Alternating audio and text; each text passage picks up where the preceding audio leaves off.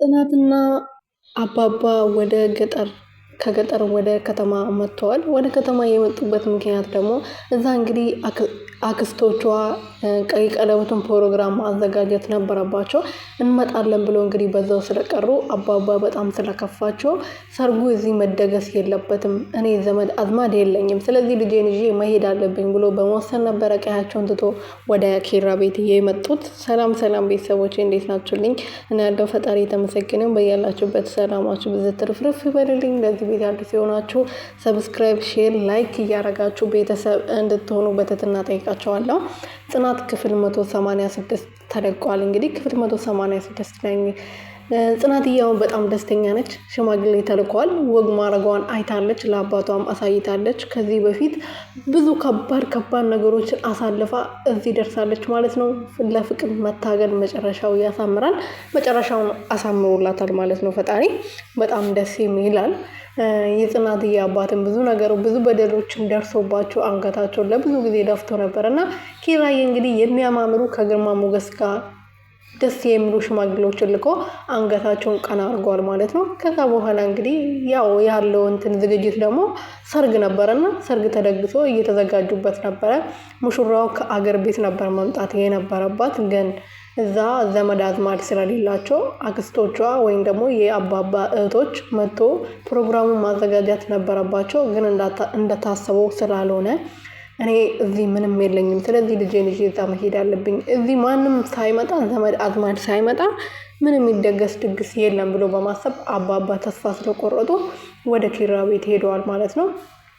ኪራዬ ደግሞ ሳይጠብቅ ነበር የሄዱት። ምክንያቱም ከሰርግ በኋላ የሰርጉ ቀን ነው ሙሽራዬን አያታለሁ ብሎ ሲያስብ የነበረው እና አሁን እንግዲህ ምንም ችግር የለውም በማለት ልብሳቸውን እየለኩ ይገኛሉ።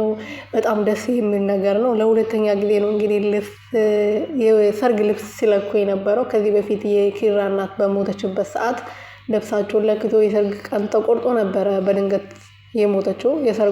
ሰርጉንም ሳታየው ወግ ማረገውንም ሳታየው ነበር እናቱ የሞተችው። ለዛ ነበር የተቋረጠው ሰርጉ እንጂ ቆይቶ ነበር ከታሰበ አይደል ሰርግ።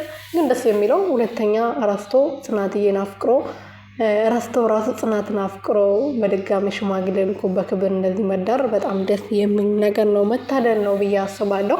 እንደዛም ሆኖ እንግዲህ አሁን ሰንዬ በጣም በምርጥ ጓደኛ ለጓደኛ ማች በታገተችበት ሰዓት ራሱ እነሱን አሳልፋ ያለ መስጠት ብላ ብዙ በደሎች ደርሰውባት በመጨረሻም እንግዲህ ልጁ አድኗታል ማለት ነው። ከልጁ ጋር እንግዲህ አሁን ፍቅር በፍቅር ናቸው። እነሱ ቤት ነው እየኖረ ያለው። ሰንዬ እንግዲህ አሁን ምን አሰበች መሰላችሁ? ጽናትዬ ከዚህ ቤት ሙሽራ ሆና ከምትወጣ ለምን እኔ ከእህቴ ጋር ተነጋግሬያለሁ ከኛ ቤት ለምን አትወጣም ብላ በማሰብ ከብዙዎቹ ጋር ተነጋግራ ከነምሩ ከነናኦሚ ጋር ተነጋግሮ ከወሰኑ በኋላ ብቻውን ሄዳ ጋሽዬን አናግራ ነበረ። ጋሽዬም ደግሞ እኔ ደስ ይለኛል እናንተ አይነት ጓደኛ ቤተሰብ ልጄ ስላገኘች እኔ በጣም ደስ ብሎኛል እና ሰንዬ ያቀረበችው ሀሳብ እንግዲህ ለምን እኛ ቤት እርሶም የኛ ቤት ሆኖ ልጆን መርቆ ከኛ ቤት ለምን አትወጣም ብላ ነበር ሀሳቡን ያቀረበችው።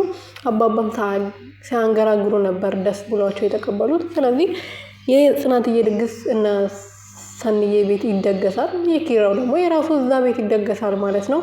ለማንኛውም እንኳን ለዚህ ቀን አበቃቸው እንላለን። ጽናትዬ ልጅ መውለድ አለባት አሁን፣ ምክንያቱም በፊት ልጅ ወርዶባት ነበርና አሁን ድራማ ሲያድግ እንግዲህ በዛልኝና ተሰማ ብርቄ እየፈልገው መጥቷል።